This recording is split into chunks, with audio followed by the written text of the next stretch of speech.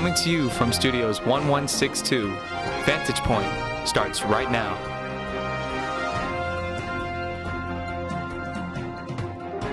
Hey Eagle Nation, and welcome to Vantage Point, where we see you.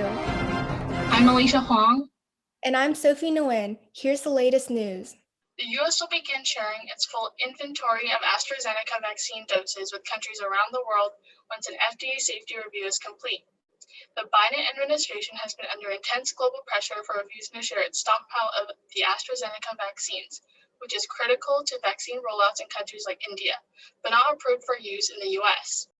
The administration now expects to be able to share over 60 million doses in the coming months. Attorney General Merrick Garland announced earlier this week that the Justice Department will investigate whether police in Louisville, Kentucky, where 26-year-old Breonna Taylor was shot and killed during a police raid last year, have a pattern of civil rights violations and other abuses.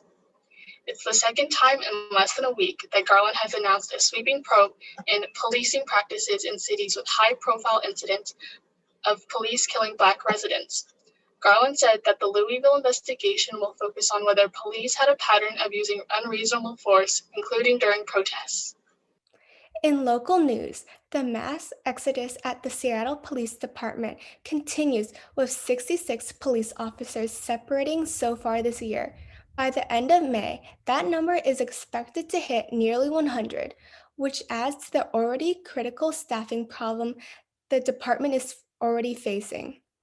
Though the city has not yet officially released staffing numbers, officials have expressed significant concerns about the situation, claiming the city does not have enough officers to safely protect neighborhoods or respond to emergencies. And in school-related news, the PTSA will hold its next meeting on Monday, May 10th at 6:30 p.m. via Zoom. This is a very important meeting as the group needs new members to fill board positions that will be vacated at the end of the year. Any parent who is interested in serving on the PTSA board should attend the meeting. Send questions to board members at the email below. There will be a supply distribution and mutual aid event on Wednesday, May 5th, and another on May 19th from 11 a.m. to 1 p.m. in the school parking lot. Students should check with their teachers to see if they need to pick up any packets. And if any students or their families are in need of household items like detergent, hygiene product, or clothing, they can get those items at the event as well. There are plenty of supplies, so all families are encouraged to come through. This time of year, seniors are anxiously awaiting to receive their college acceptance letters. For some student athletes, they are also trying to extend their playing time. Last month, senior Makana Haynes signed his letter of intent to play football for the Huskies at the University of Washington. We sat down with Haynes to discuss his future on the field. The main thing that had me really interested in UW was my dad, because he played there. It was always just like a dream school of mine to go to. I never actually thought I would go there, but I always thought, like, since my dad went and just like heavily influenced me. And I used to watch his old tapes when I was a kid, and he would show me his highlights and everything. And so it was like the only school that I had in mind, that I had this like one in a lifetime opportunity to go to. I had a really good school, and I felt like with all the experience I'll get from going there, it would just be like just a great opportunity, and like just learn a lot of new things, experience a lot of new stuff. So right now, my position is outside linebacker, and we already have like a whole like little group text thing with all our teammates, same position. So we already know what position we are, and we all like are like having like team bonding and everything. 10th and 11th graders who are interested in participating in Running Start must complete the college application, placement test, and have a family meeting with their counselor by May 1st. More information on how to sign up for the program can be found on the school's website. Due to the pandemic, the counseling department recognizes the many challenges that students have been facing this year and is planning to administer a spring wellness survey to students during their advisory class on Wednesday, May 5th. The survey is optional, and students can choose whether or not they want to complete it. Parents can also opt their child out of the survey.